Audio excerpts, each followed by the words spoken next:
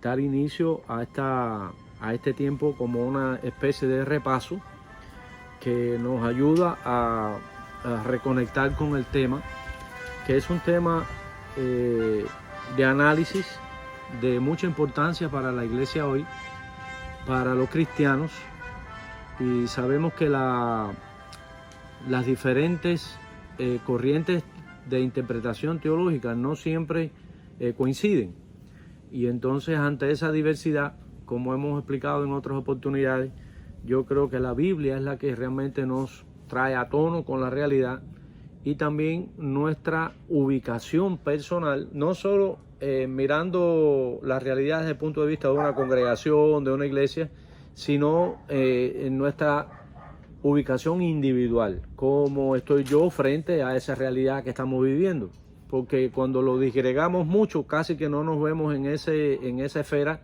y casi no nos vemos dentro de ese propósito. Entonces, cuando usted mira una casa, cuando usted mira esa construcción, la ve como un todo, y usted mira, pero muchas veces no vamos al detalle de donde hay un ladrillo que es tan importante, pero no vemos el ladrillo. Vemos la casa, no vemos el ladrillo, o vemos la casa, no vemos la teja que está puesta allí. Entonces, algunas veces cuando miramos el conjunto, cuando observamos los conceptos en su manera general, muchas veces no nos vemos ahí, y por eso no le damos el suficiente valor que tiene a cada instrumento o cada objeto que contribuye a que a esa complejidad pueda llegar a ser una cosa bella. Nosotros decimos bella la casa, pero no nos detenemos a pensar realmente la razón por la cual la casa es bella. ¿Entiendes? Es el conjunto de detalles y de instrumentos, de herramientas, de elementos que están contribuyendo para que ese todo. Entonces, la iglesia es como la casa.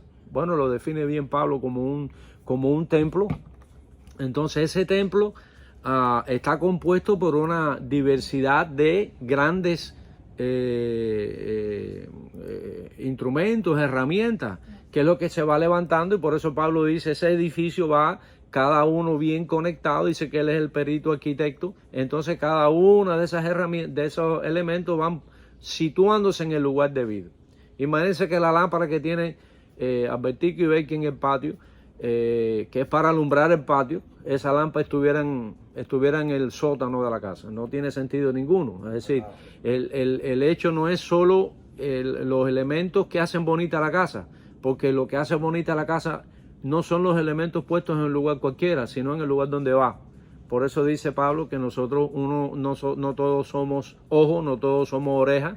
Entonces utiliza la ilustración del cuerpo, ¿no? Para hablar de que el cuerpo es bello, porque imagínate tú que la oreja estuviera en el ombligo. O sea, luciría no luciría. Y para eso uno raya sobre lo quizás sea irónico, cómico, pero no.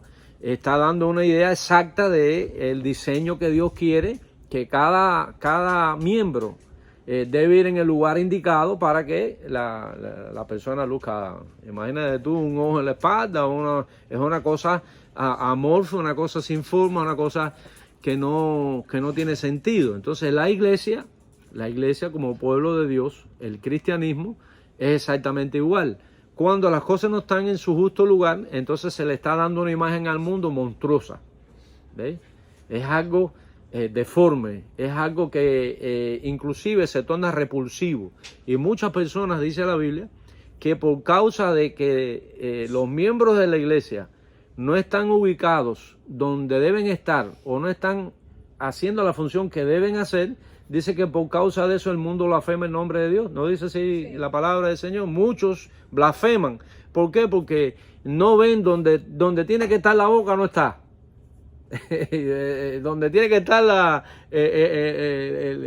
mano, no está. Entonces, cuando las cosas no están en su lugar, todo el mundo dice, pero ¿qué cosa es eso? Eso es un monstruo, eso es una bestia, eso es repulsivo. Entonces hay muchas personas que la visión, la idea que tienen de la iglesia es esa. No se ve el edificio bonito porque las cosas no están bien puestas. Imagínense que el fogón esté en la sala, que las camas estén en el baño, y entonces la gente dice, pero esto es un desorden, esto está muy lindo, la cama es de lo máximo, todas las figuras son bonitas, pero no están en el lugar adecuado.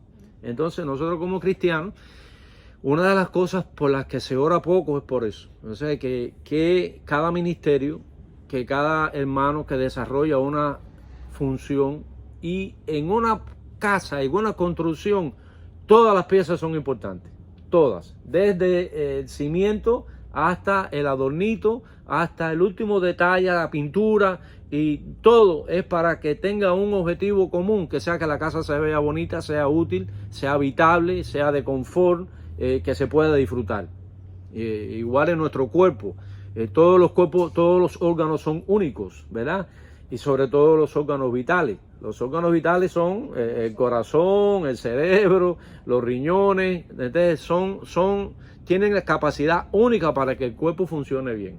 Entonces en la iglesia, Pablo utiliza esas dos figuras. Pablo utiliza la figura del templo, utiliza la figura del cuerpo, para ilustrar que en la medida que el cuerpo luce bien es porque todo está en su lugar.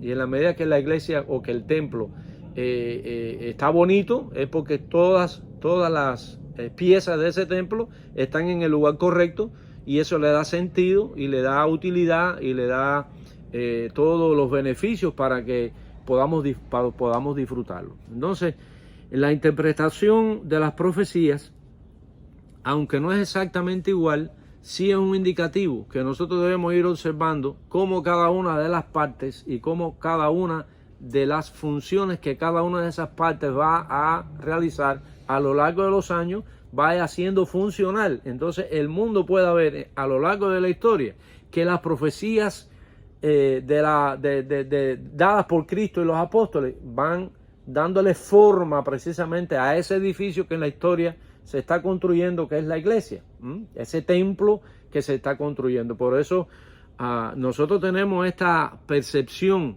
y esta interpretación profética. Esta interpretación no es la interpretación tradicional, sino que consideramos que la Biblia es la que tiene la autoridad final para entender a lo largo de los años, desde el momento en que las profecías fueron dadas, cómo es que esa construcción se va desarrollando a través de los años. ¿Cuál es la función nuestra dentro de esa construcción para que ese edificio llegue? Porque un día el edificio va a ser terminado. Y podemos decir amén. Un día el edificio, que es la iglesia, que es el cuerpo de Cristo, va a llegar a estar completado. Y dice la Biblia que el Señor esperará el momento en que la novia esté completamente ataviada, que es otra figura que bien utiliza la Escritura. Dice que Cristo viene a buscar una novia, ¿cómo? Pura, ataviada, pura, limpia y sin mancha. Quiere decir que no va a ser ese edificio que le falten piezas, no va a ser ese cuerpo que le faltan órganos, que le faltan partes. Es decir, que la iglesia, tomando la figura de templo, tomando la figura de novia, tomando la figura de cuerpo, va a estar completa. Es decir que si usted mira la enseñanza que viene desde el ángulo premilenial literalista, Cristo va a venir y no va a estar completa la figura. Cristo va a venir, algunas veces no lo vemos así, pero el mensaje está implícito, está bien ahí. No se ve en el momento en que ellos creen que va a haber un rapto, no está completa. ¿Por qué? Porque faltan muchos elementos dentro del esquema, dentro del diseño original, que van revelando las cosas que faltan para que el edificio esté culminado. Entonces, Cristo no va a venir, no sé si estamos entendiendo la idea, el Señor no va a venir hasta que el templo esté concluido. Cuando usted manda a construir una casa, usted no va a habitarla y no le dan la llave ¿hasta cuándo? Imagínate que te den la llave de una casa donde la puerta no esté hecha. Eso es ridículo, eso va contra todo tipo de... Entonces, ¿cómo es posible que te van a entregar la llave de la casa si todavía las paredes no están? Es decir, que ¿cuándo va a haber fiesta? ¿Cuándo va a ser el open house? ¿Cuándo va a ser el momento en el que la casa va a estar en su momento habitable? Cuando el proyecto, según el diseño, según lo que fue estructurado, la estructura que fue diseñada por un ingeniero, cuando ya se terminó, tú vienes y miras, dices, oh, esta es la casa de mis sueños, esta es la casa que está preparada, voy a habitarla. ¿Entiendes? La casa es mi casa. ¿Entiendes? Entonces, el sentido de pertenencia toma un valor o llega a tener una concepción bien específica y bien definida respecto a ese proyecto que inicialmente comenzó con un huequito hasta que llegó a ser esa construcción. La iglesia es alrededor de los siglos, está en esa construcción que nosotros debemos apreciar, que nosotros debemos valorar, que nosotros debemos agradecer al Señor. Somos parte, ¿ves? Cada uno de nosotros somos parte de ese edificio. Amén, ¿verdad? Somos parte de ese edificio que está en construcción. Pero viene el Señor un día, y como dice la palabra, que Él tiene las llaves de la muerte, de la vida. Dice que Él es el principio, Él es el fin. Es decir, que cuando esa iglesia que tuvo figuras de templo y de cuerpo, cuando esa iglesia esté ataviada, imagínense una novia que llegue en ropa de dormir a la fiesta. Esa no está preparada. El novio no va, porque el concepto de matrimonio se diluyó hoy en el liberalismo, pero la fiesta de la boda, la muchacha se pone un traje que es único en la vida. O sea, cuando una muchacha virgen se va a casar, se pone un traje que no, eso es irrepetible, ¿no es verdad? Ese es el único traje, nunca antes se lo puso y nunca más se lo va a poner porque es solo para ese momento.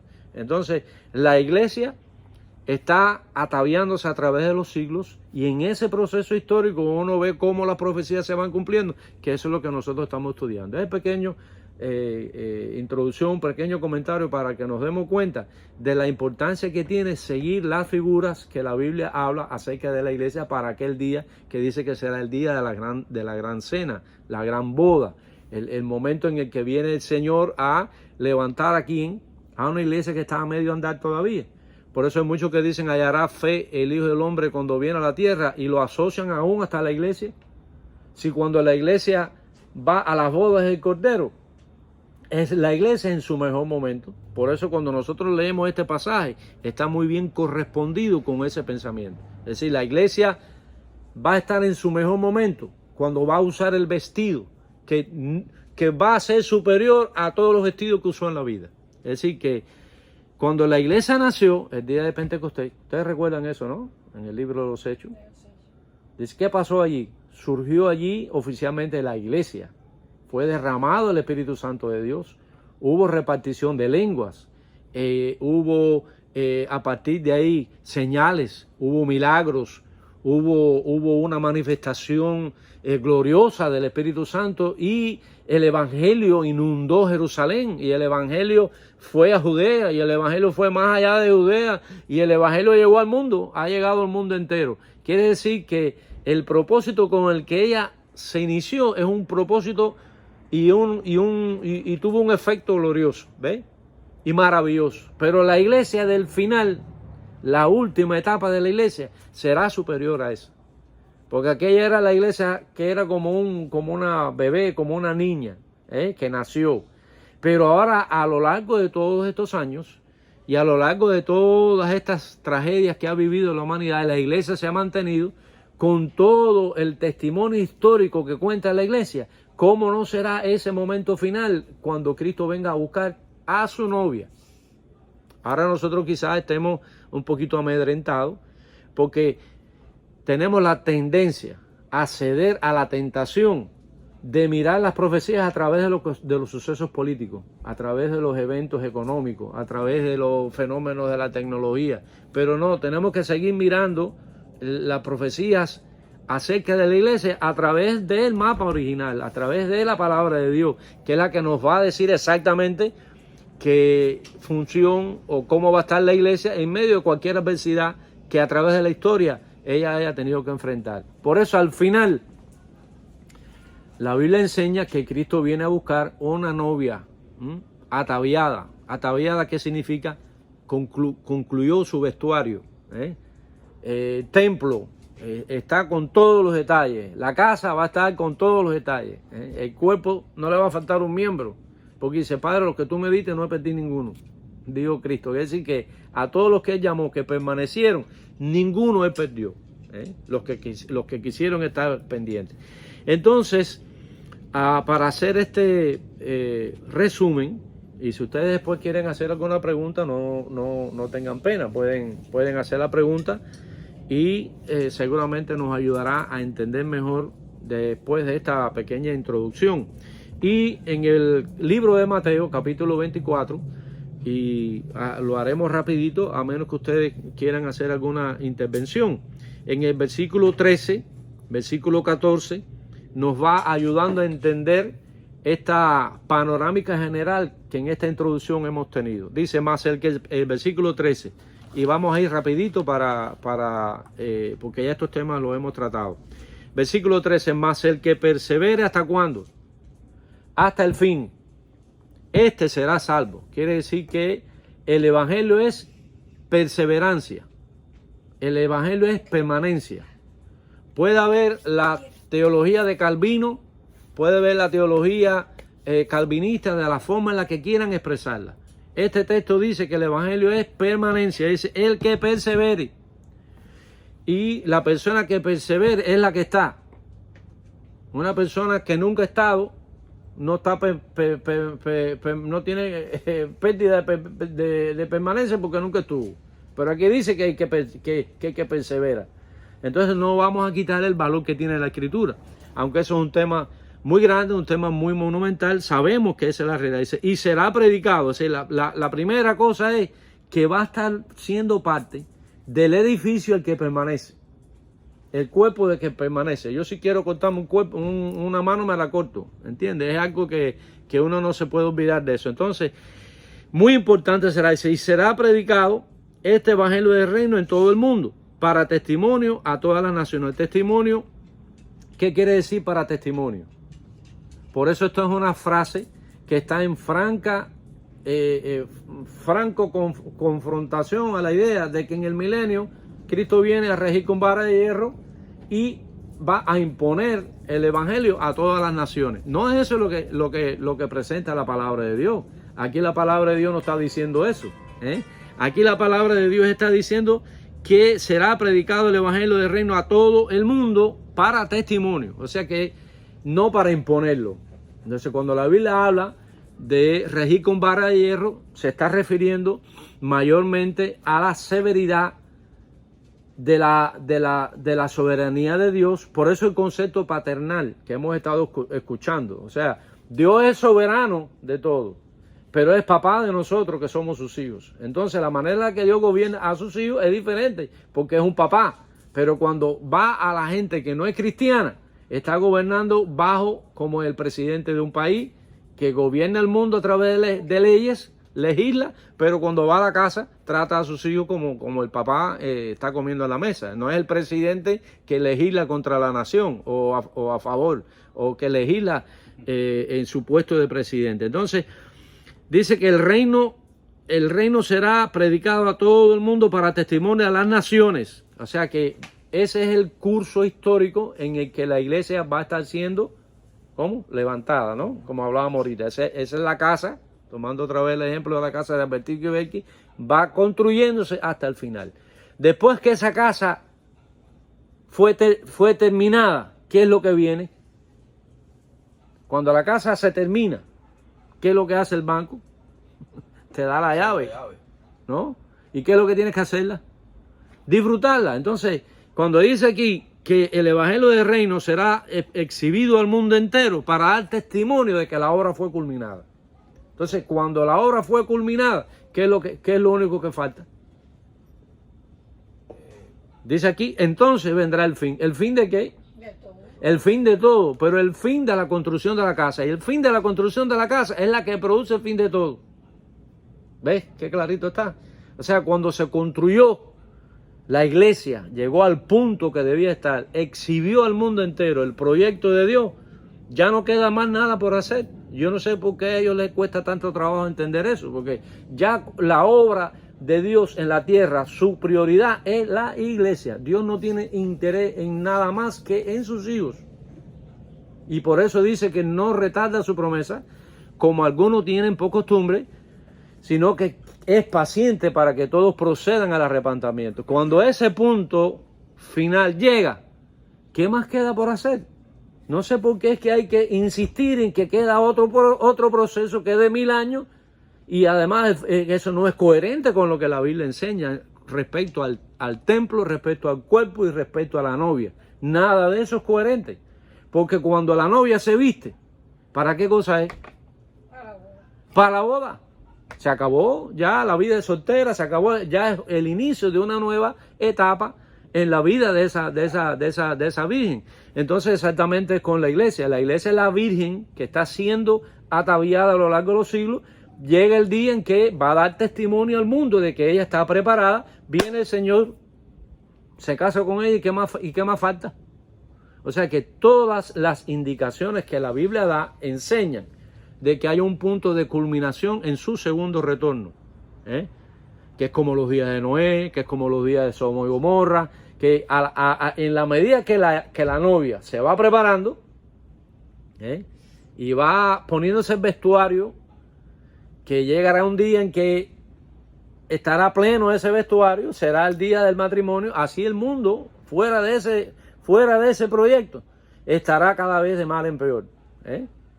O sea que nosotros no podemos ver y no podemos caer en depresión espiritual porque veamos que el mundo está mal. No, es que eso es parte nos da tristeza, pero eso es parte del cumplimiento de la profecía, porque Dios de antemano miró que el hombre iba a seguir de mal en peor. Ahora, nosotros pertenecemos al proyecto de Dios, que es la iglesia, que es su cuerpo, que es el atavío de esa novia, y va a quedar expuesto al mundo precisamente esa evidencia. Por tanto, ahora viene el versículo 15 y vamos a ir rapidito adelantando. Dice que el evangelio del reino, ¿ve? Que no es el evangelio que predica Pancho, ni yo, ni nadie, es el evangelio que está establecido por el Señor. No hay otro, ¿ves? Por tanto, cuando veáis el lugar santo, la abominación desoladora de la que habló el profeta Daniel, y el que lee entienda, ahí está, ese es el capítulo 9 y sobre todo el versículo 27 de Daniel. Por tanto, cuando veáis el lugar santo, la abominación desoladora de la que habló el profeta Daniel, el que lee entienda, entonces los que estén en Judea, ya nosotros estudiamos eso, solo es para recordarlo y para continuarlo. ¿Quiénes son los que están en Judea? Los judíos.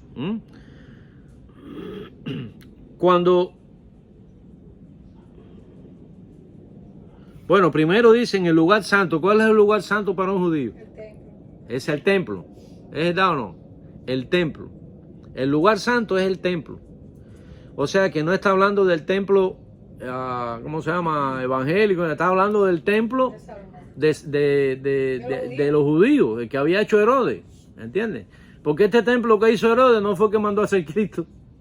Fue Herodes y llevaba 46 años de construcción y todavía no lo habían terminado. Estaba en la fase final y no lo pudieron terminar. Porque Cristo dijo, aquí no va a quedar una piedra arriba de la otra. Y se fue el templo al piso. ¿Entiendes? Ese lugar santo es para los judíos. Y la abominación de la que se habla ahí es la invasión del templo precisamente por todos los inicuos paganos que llegaron y prostituyeron y destruyeron el templo de una forma tan pagana. Dice entonces, ¿y eso cuándo ocurrió? Eso ocurrió en el año 70. Por eso es que hoy los hermanos que interpretan de ese punto están obsesionados que el templo se construya. Porque ese punto ellos no pueden explicarlo. Por eso es que ellos no ubican la gran tribulación a partir de ahí. Porque ellos dicen la gran tribulación va a ser a partir del momento en que el templo sea destruido. Ya fue destruido y todavía ellos dicen va a ser otra vez construido. Para entonces lo que fue después, que sea después destruido otra vez. Entonces la secuencia lógica de las ideas y de las convicciones no van aparejadas a lo que el concepto bíblico está expresando. Entonces dice ahí, y serán los de Judea, huyan a los montes. Y eso es literal lo que está pasando ahí. Dice, y los que estén en la azotea no desciendan a tomar algo en casa, y los que estén en el campo no vuelvan atrás para tomar su capa. Mas hay de las que estén en cinta y las que críen aquellos días. Orad para que vuestra vida no sea en invierno ni en día de reposo. ¿Quiénes son los que guardan reposo? Los adventistas y los judíos. Los judaizantes, de cualquier religión que estén. Pero los judíos gozan de los adventistas. Ellos son muy cómodos, ¿no? Ellos son muy cómodos porque guardan el sábado, pero guardan el sábado muy diferente a como lo guardaban los judíos, por una simple razón. Por la ley mosaica.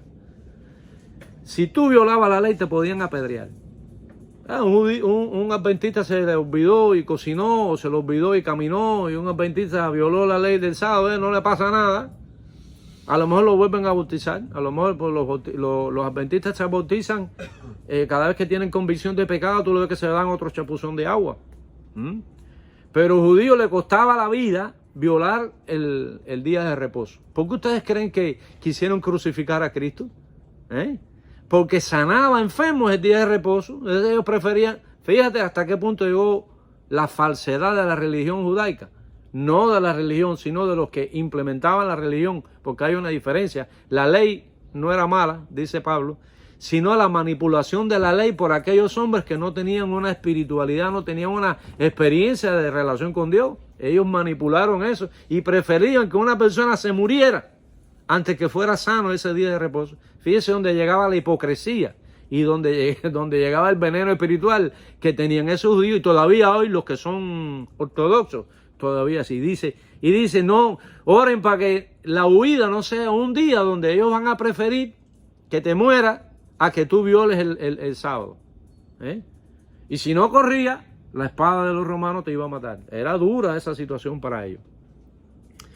Entonces dice, versículo 21, porque habrá entonces gran tribulación, cual no la ha habido desde el principio del mundo hasta ahora, ni la habrá. Es decir, ni la habrá es un indicativo que será lo último que ocurrirá.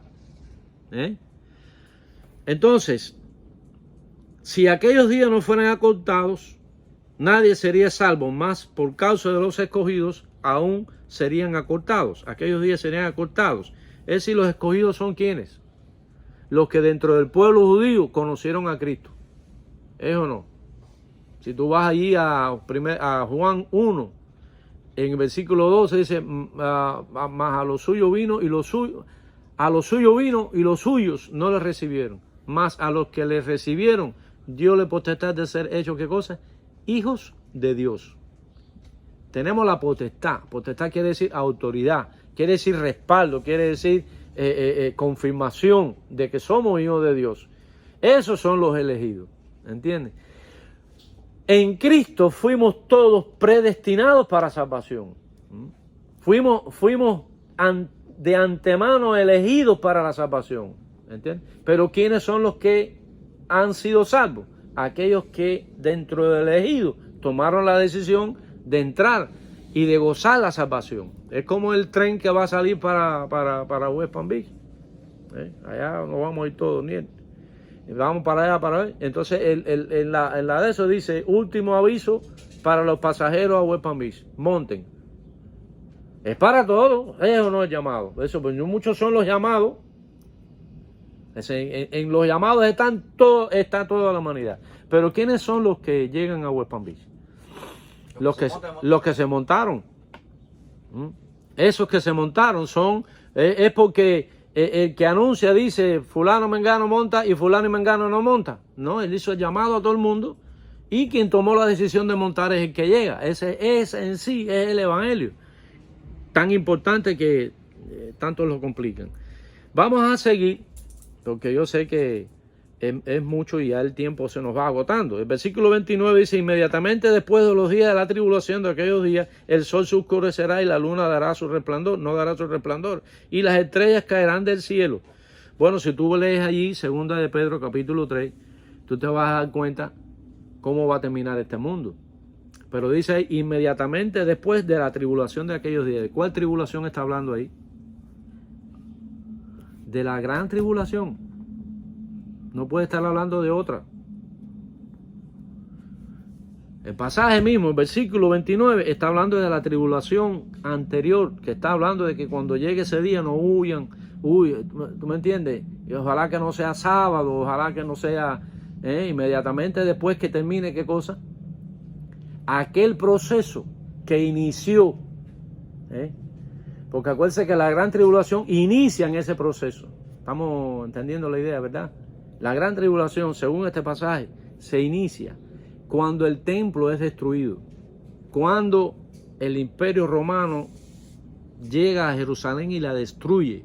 Y hemos hablado ya, hubo más de 1 millón de judíos muertos ahí. Fue una cosa catastrófica. Y esa situación para los judíos no ha cambiado hasta el día de hoy. Entonces, cuando esa tribulación culmine, que será el día en que ellos sean salvos, ustedes quieren, vamos a ver rapidito, por lo menos que sean unos versículos, Romanos capítulo 11, que nos ayuda mejor. Dice aquí, Romanos capítulo 11, digo pues, ¿ha desechado Dios a su pueblo? Dice, en ninguna manera. Porque también yo soy israelita de la descendencia de Abraham, de la tribu de Benjamín. ¿No ha desechado Dios a su pueblo, al cual desde antes conoció? ¿O no sabéis qué dice de Elías la Escritura? ¿Cómo invoca a Dios contra él, diciendo, Señor, tus profetas han dado muerte, a tus altares han derribado, y solo yo he quedado, y procuran matarme? Pero ¿qué le dice la divina respuesta? He reservado 7,000 hombres que no han doblado la rodilla delante de Baal. Quiere decir que va a haber un remanente que le dará a Israel esa oportunidad de redención. Así también, aún en este tiempo, ha dado un remanente escogido por gracia. Ya es por gracia. Dice, y si por gracia, ya no es por obras. De la otra, dice, y si por gracia, ya no por obras. De otra manera, la gracia ya no es gracia. Si por obras, ya no es gracia. De otra manera, la obra ya no es obra. Así que Pablo está ahí tratando de que se entienda bien de que es por gracia. Es por gracia, es un don de Dios. ¿Ve? Y no se puede nunca pasar por alto ese detalle. ¿Entiende? Porque las obras vienen por causa de la gracia. Dice, haceos frutos dignos de arrepentimiento. Frutos son obras. Los frutos son las obras. Pero que sean dignos de los que son de arrepentimiento. No son las obras de lo que la gente hace, de dar limosna, y creen que porque dar limosna Dios le va a dar la salvación. Y vamos a hacer buenas obras y vamos a dar... No, esa no es esa. Por eso Pablo usa el juego de palabras para que entienda bien que es la gracia, que no es por obra. Pero no está diciendo que el que actúa a través de la gracia no tiene buenas obras. No está diciendo eso tampoco. Lo que está diciendo es que la prioridad es la gracia y no las obras para la salvación como propósito de la gracia. O sea, el propósito de la gracia es la salvación. El efecto de la salvación son las buenas obras. Pero no es por las obras que somos salvos. No hay contradicción en eso en la palabra de Dios. Y ese detalle no lo entienden tampoco los adventistas. Y mucha gente no comprenden eso. Por eso los salvos siempre salvos. Salvo siempre salvo. O sea que no es tus obras. Las obras son el resultado de tu condición delante de Dios. Y que es por gracia que fuiste salvo. Entonces, ¿qué pues? Versículo 7. Lo que buscaba Israel no lo ha alcanzado, pero los escogidos sí lo han alcanzado. Es decir, los escogidos son el remanente dentro de la nación de Israel. Entonces, esos escogidos sí lo han alcanzado. ¿Por qué son escogidos? Porque son los que se montaron en el tren. ¿Entiendes? O sea que obtienen el pasaporte de escogido porque montaron el tren. Si no se montan en el tren, fueron llamados, pero no se montaron en el tren. ¿Entiendes? Entonces, por eso es que el término escogido también es otro término que tiene que entenderse, porque si no, ponemos a Dios como un monstruo. Como está escrito, Dios les dio espíritu de estupor, ojos con que no vean y oídos con que no oigan hasta el día de hoy. Eso es a los demás. Dice, que pues los que buscaban el reino lo han alcanzado, pero los escogidos sí lo han alcanzado. ¿Ve? Y a los demás fueron endurecidos. Es como pasó con Faraón. No es que Dios los endurece él intencionalmente para que no crean, sino que la condición de rebelión de sus corazones. Cada evidencia que Dios da, lejos de contribuir para que ellos sean sensibles, cada evidencia que Dios les da, lo que contribuye es para que sean menos insensibles. Que eso es lo que pasó con Faraón. Cuando dice Dios endureció al Faraón, no es que Dios vino para decirle al Faraón, te declaro nulo, te desecho, te desestimo, no. Es que la condición de Faraón era una condición tan decidida a hacer el mal a Israel, que cada obra que Dios hacía, lo que contribuía era para que él fuera más duro. ¿No? En la forma en la que Dios dice que le endureció el corazón, esa es la forma. Los milagros eran la forma en la que se endurecía su corazón. No es que Dios lo endureció para que no viera las obras que Dios hacía, sino que las que él hacía, la arrogancia y la soberbia, acuérdense que los faraones se creían Dios, se creían que eran descendientes de una divinidad. O sea que esos pasajes, si no los vemos bien, no decimos, ¿qué pasa aquí? ¿Cómo es? Entonces por eso son los calvinistas, por eso que dicen, no, ahí está mirando, que Dios lo endureció y que ese Dios no. Es que la obra que Dios hizo en los escogidos es la que produce el endurecimiento de ellos. Por eso dice Dios lo endureció. ¿Por qué Dios lo endurece? Porque en la forma en la que Dios establece evidencias de su bendición a los que fueron receptivos a su mensaje. Es muy diferente. Yo espero que eso lo puedan entender bien. Dice, como está escrito, ¿ves? Les dio espíritu de estupor, ojos que no vean y oídos que no oigan. Es lo mismo hasta el día de hoy.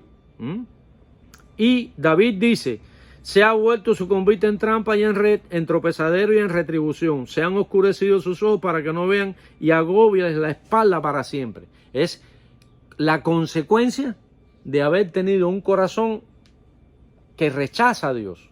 Romano lo dice. Exacto, estamos ahí mismo. Entonces, dice aquí el versículo 11, digo pues, ¿ha tropezado los de Israel para que cayesen? No, ahí está dándote la respuesta con la pregunta. O sea que el propósito de Dios no es para que Israel caiga, sino todas las evidencias. Miren, hermano, cuanto más evidente se hace la gracia de Dios, inexplicablemente más negativo reaccionan las personas. Es increíble, pero tú lo ves, personas que tú ves que Dios lo bendice, que Dios lo ayuda, y la persona se torna todavía más. Entonces, no significa que Dios lo está convirtiendo en uno, sino que la bendición de Dios, ellos la están utilizando para ir contra Dios. Eso es lo diabólicamente satánico y malvado de Satanás. Entonces, dice aquí, han tropezado los de Israel para que cayesen en ninguna manera. Pero por su transgresión vino la salvación a los gentiles para provocarlos a celo. Eso estamos leyéndolo rapidito, pero después lo vamos a ver con más paciencia. Dice, y si su transgresión es la riqueza del mundo y su defección la riqueza de los gentiles, cuanto más su plena restauración. Entonces, ¿cuándo será la plena restauración de Israel? Cuando sea la plenitud. La restauración, dice, la plena restauración, tiene que ver con este pasaje que está aquí en el versículo 32 del capítulo 24. Dice, de la higuera aprended la parábola. Cuando ya sus ramas está tierna y brotan las hojas, sabéis que el verano está cerca. Es decir, que la higuera representa a Israel, que va a llegar el proceso histórico en que por una parte la iglesia, que está compuesta por judíos y por gentiles, la iglesia está compuesta por judíos y por gentiles, es ¿cómo se llama? La figura del templo, de la casa, está ya en su fase final de construcción. Es como decir que eso todavía no es la higuera, porque la higuera se está refiriendo a Israel. Y la iglesia incluye Israel y los gentiles. Entonces la higuera tiene que ver con Israel como nación. Y aquí está hablando de la promesa de salvación para Israel. Dice que cuánto mayor será su plena restauración, porque a vosotros a los gentiles, porque la carta de Pablo a los romanos es a los cristianos que estaban en Roma. Y los cristianos que estaban en Roma se estaban ya creyendo cosas. Pablo los sitúa. Aguanta, no se envalentonen. Pablo está llevándolos a un punto que ellos necesitaban entenderlo. Dice, porque a vosotros hablo gentiles, por cuanto yo soy apóstol a los gentiles, honro mi ministerio. Por si en alguna manera pueda provocar a celos a los de mi sangre y hacerlos salvos a algunos de ellos. ¿Ves? Porque si su exclusión es la reconciliación del mundo, ¿cuándo fueron ellos excluidos? Cuando crucificaron a Cristo. Exacto. ¿Y cuándo se materializó? Cuando comenzó la gran tribulación. En el año 70. En el año 70. Esa fue su exclusión. Y después cuando veamos las 70 semanas y desglosemos las 70, la última, nos vamos a dar cuenta en qué preciso momento está cumpliendo eso que Pablo se está diciendo. Un estudio muy precioso ese. Porque si su exclusión es la reconciliación del mundo, esa exclusión fue allí, en el inicio de la gran tribulación, ¿cuánto más será su plena restauración? Dice, ¿qué será su admisión? Si no vida entre los muertos, quiere decir que esa es la promesa de reconciliación de Israel como nación con Dios. El valle de los huesos secos. Exactamente, el cumplimiento del valle de los huesos secos. Entonces ahí donde la casa culminada, que es la iglesia, incluyendo Israel y la iglesia, y en esa culminación viene aquí la reconciliación, ¿ve? Viene la admisión, no usa el término reconciliación, Admisión. viene admitir a una Lo persona, admite de nuevo. ya está admitido, ya la gran tribulación, que es el juicio de ellos, será quitado. ¿Por qué será quitado? Porque vendrán a la salvación, y el mismo pasaje lo dice, ¿veis? Si las primicias son santas, también la masa restante. Y si la raíz es santa, también la rama. Bueno, todo ese periodo nada más estamos haciendo mención para que nosotros nos ubicáramos en el pasaje. Dice, porque no quiero, hermanos, versículo 25, que ignoréis este misterio. Misterio, algo que no es para que todo el mundo lo puede ver. Un misterio es algo oculto. Es algo que está restringido. Para que no seáis arrogantes, se lo dice a los romanos, a aquella iglesia, no seáis arrogantes en cuanto a vosotros mismos, que ha acontecido a Israel endurecimiento en parte. ¿En parte por qué? Porque no todos, ¿cómo decir? Como hay un remanente que sí, Siempre hay un remanente. y la iglesia primera fue judía, y muchos judíos a lo largo de la historia fueron cristianos, y hoy hay muchos judíos hoy que son cristianos evangélicos, cristianos de verdad, por eso dice en parte, hasta que haya entrado la plenitud de los gentiles.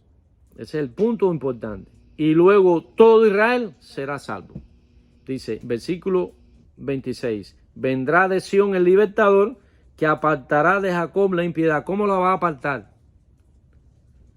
Se va a hacer patente porque ya Cristo vino y el Cordero murió. Entonces, el propósito de Cristo en su primera venida va a hacerse una realidad con Israel en los albores de su segunda venida. Por eso nosotros creemos que el último tiempo está entre la primera venida y la segunda venida de Jesucristo. Todo ocurre en ese segmento de tiempo. Pero ahí cuando ellos dicen, vendrá de Sion el Salvador, ahí hay una interpretación, que es que ellos dicen que entonces cuando va a venir el Mesías. Sí. Por eso es que estamos diciendo eso, ¿ves? De que va a ser en su segunda, no en la primera. Ellos creen que va a ser la primera. Ellos lo están posponiendo todo porque ellos, como negaron a Cristo, ese es el problema de su gran tribulación. Como ellos cerraron la puerta al Mesías, no es Mesías, no. A ellos le está ocurriendo el endurecimiento por eso. Es Dios quien lo endureció, en el sentido, es ellos que al cerrar la puerta, lógicamente quedan endurecidos. Vendrá de Sión el libertador, pero eso, acuérdate que eso es una alusión a una profecía, ¿ves? Del Antiguo Testamento. Vendrá de Sión el libertador. Ya el libertador vino, que pasará que apartará de Jacob. Está usando el término de Jacob porque es el término que se usa para la nación de Israel, ¿ves? Y este será mi pacto con ellos cuando yo quite sus pecados. Es decir, que en el primer advenimiento, todo el que vino le fue quitado el pecado y fueron parte. Por eso es importante que nosotros, cuando veamos el tema de las 70 semanas, ¿por qué razón comienza la gran tribulación? Que es que ellos ellos, viene Cristo y ellos también quebraron el pacto con Cristo. Y la única razón por la que sus pecados eran quitados era por la muerte de Cristo en la cruz. Entonces eso es lo que iba a liberarlos a ellos del peso de la ley y de la culpa del pecado, que es el ministerio del Cordero. Pero bueno, son tantas cosas que están juntas ahí que por eso tenemos que ir suave, ¿no? Y este será mi pacto con ellos cuando yo quite su pecado. Así que en cuanto al Evangelio, son enemigos, no nos asombremos. En cuanto al Evangelio, son enemigos. Son enemigos ahora. ¿Eh? Pero en cuanto a la elección, son amados. ¿Por causa de quién? De los padres. Es un pacto que Dios nunca quebró. Entonces, el Evangelio es la consecuencia del pacto que Cristo estableció para salvación de ellos y de nosotros. Entonces ahora somos partícipes nosotros, por la gracia, pero por el Evangelio, pero por elección. Ellos van a ser salvos, pero tiene que ser quitado su pecado. Hasta que ellos no reconozcan a Cristo como lo reconocimos nosotros, no será quitado su pecado. No sé si están entendiendo la idea.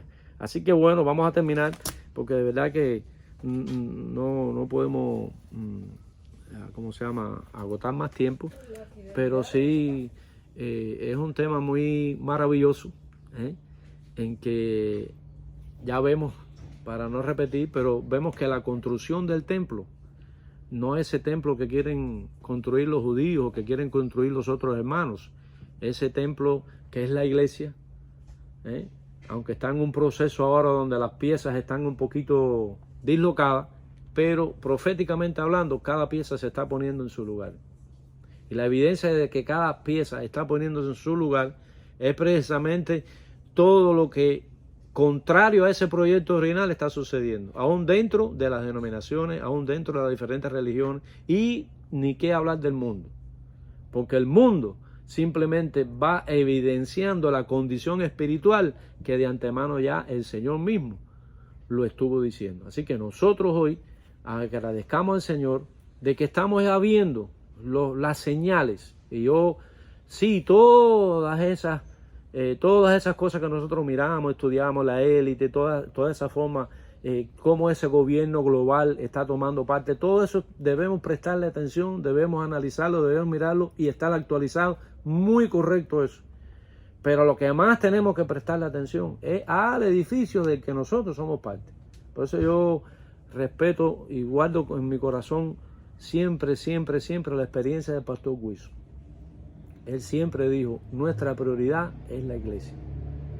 Debemos mirar cómo está la iglesia, porque nuestro faro mayor para saber en qué punto profético más preciso estamos es mirar la condición en la que está la iglesia. Entonces, esa es nuestra prioridad, mirar en qué condición está la iglesia, y no como nosotros fuera del edificio, sino como parte de ese edificio, que nosotros somos materiales de ese edificio, y en la medida que cada uno de nosotros va ocupando el lugar que debe, ese edificio va formando parte y va a ser evidente, porque ese es el evangelio del reino que será predicado para testimonio. Todo el mundo va a verlo, todo el mundo se va a quedar, aunque no quieran.